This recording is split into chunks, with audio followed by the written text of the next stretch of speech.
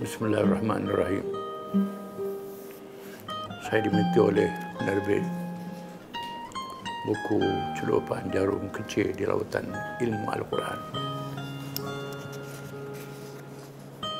Sebenarnya buku ini ditulis bersempena dengan hasil daripada renungan ayat-ayat Quran yang dipasang sepenuhnya. Masa saya dalam rawatan di IJN beberapa tahun yang lalu, ketika menghadapi kesakitan lepas pembedahan itu, bukan sahaja menggunakan obat tang sakit, tapi lebih baik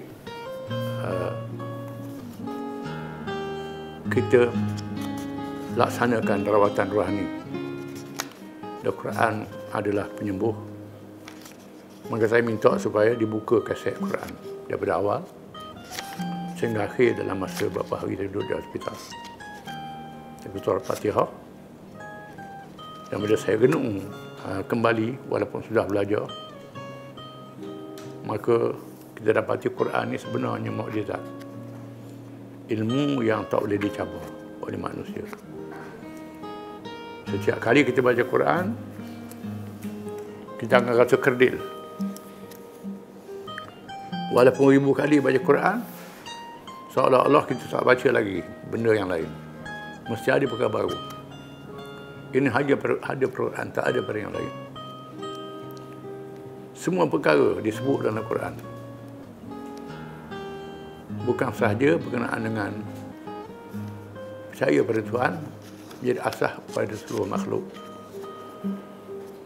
Quran menunjukkan kita siapa Tuhan yang sebenar. Dan Quran mengajar bagaimana kita nak beribadat kepada Tuhan, kepercayaan yang betul, dan mengajar bagaimana cara hidup dan hubungan kita dengan makhluk-makhluk yang lain yang ada dalam alam ini, yang boleh kita jangkau dengan mata kita, dengan kajian kita. Dan di sana ada alam ghaib dan di sana ada alam akhirat yang mesti kita hadapi. Sekiranya kita kaji Quran, kita akan bertemu dengan kebenarannya. Semua perkara yang disebut dalam Quran adalah benar. Dibuktikan oleh perkara yang sudah ada di atas muka bumi. Quran menceritakan umat-umat zaman dahulu. Kaum Ad, kaum Samud, kaum Fir'aun. Walaupun Nabi Muhammad SAW menerangkan tak tahu baca dan menulis, hidup di tengah masyarakat Arab yang tak ada ilmu, di padang pasir yang jauh, tak ada tempat pengajian, buta huruf di tengah masyarakat buta huruf, Allah Ta'ala wahyukan kisah-kisah yang benar. Kisah ni disebut dalam kitab-kitab zaman dahulu, kitab Nabi-Nabi zaman dahulu, Taurat, Zabur, Injil. Dan diteraka oleh ahli-ahli sejarah. Sama ada yang sudah ada di atas muka bumi, piramid di Mesir, tam bergantung di Babylon, dan lain-lain lagi. Termasuk yang digali, dijumpa kesan-kesan sejarah itu. Menandakan kisah-kisah zaman dulu disebut Al-Quran adalah benar. Termasuk dalam masalah kehidupan kita. Semua perkara yang diharamkan. Dari babi, bangkai, benda yang najis, mendatangkan penyakit. Kajian sains mengatakan begitu. Quran adalah benar. Quran menyebut tentang angkasa lepas, tentang matahari, bulan, bintang, cakrawala dan peredarannya. Hari ini ahli-ahli sains angkasa lepas dengan alat-alat yang canggih dapat mengesan benar kenyataan Quran itu. Begitu juga dalam masalah peraturan hidup yang berkait dengan undang-undang dalam segala aspek, ekonomi, politik dan segala-galanya yang ada dalam Quran. Kita dapati adalah benar, tunjuk yang benar. Oleh kerana itu, maka perkara yang gaib, perkara yang akan datang. Yang disebut dalam Quran adalah benar. Quran benar-benar lautan ilmu. Manusia tak boleh jangkau, terlalu luas ilmunya. Bahkan ilmu kejadian manusia pun tak mampu. Wa fi anfusikum afala tubsirun. Dan pada diri kamu sendiri, adakah kamu tidak melihat? Mata kita, telinga kita, seluruh panjang indera kita. Kajian yang manusia tak mencapai sepenuhnya. Menakjubkan. Quran menerangkan sebahagian daripadanya. Banyak lagi yang kita tak tahu. Bahkan disebut dalam Quran, kalaulah 7 lautan itu jadi dakwat, semua kayu-kayu itu jadi pensil untuk menulisnya, saya kering semua lautan itu. Walaupun ditambah berapa laut lagi. Menandakan apa yang ada pada kita yang terlalu sedikit, ilmu yang terlalu sedikit. Disebut dalam kisah Suratul Kahfi, apabila Nabi Musa AS ditanya oleh Bani Israel,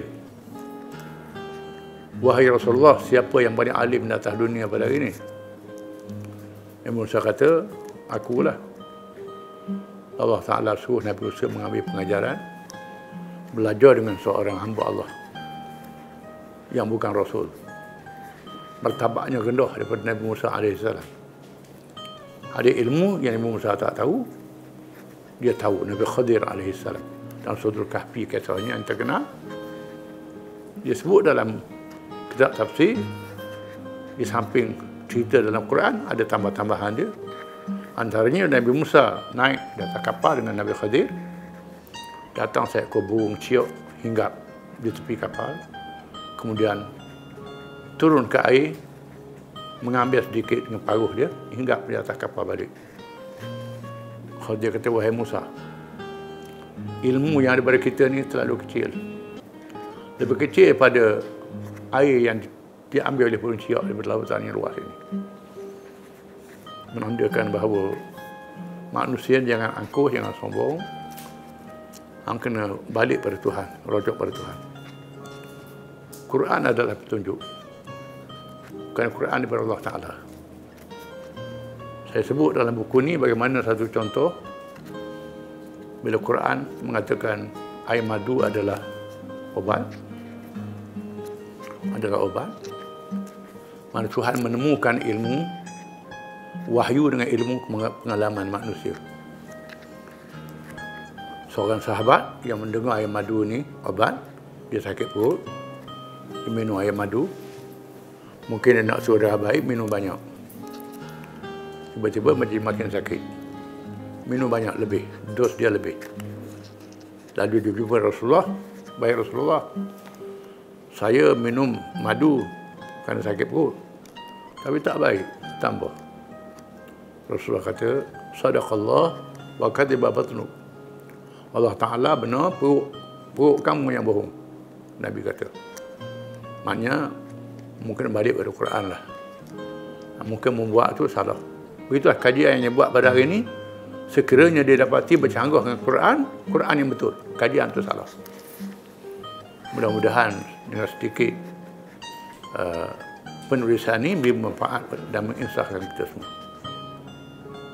Sekian, wa alhamdulillah rabbil alamin.